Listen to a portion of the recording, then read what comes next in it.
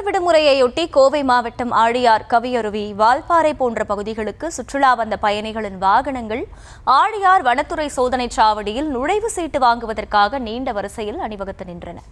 கூடுதல் விவரங்களை செய்தியாளர் மாசிலாமணி வழங்க கேட்கலாம். மாசிலாமணி, வணக்கம். கள தகவல்கள்.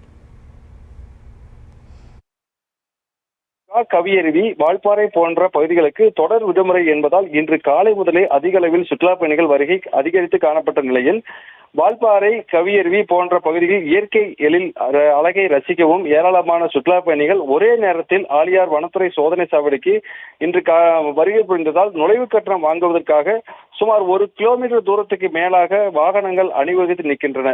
மேலும் ஒரு சில வாகனங்கள் தாறுமாறாக நிற்பதால் மற்ற வாகனங்கள் செல்வதில் இடைஞ்சல் ஏற்பட்டு வருகிறது.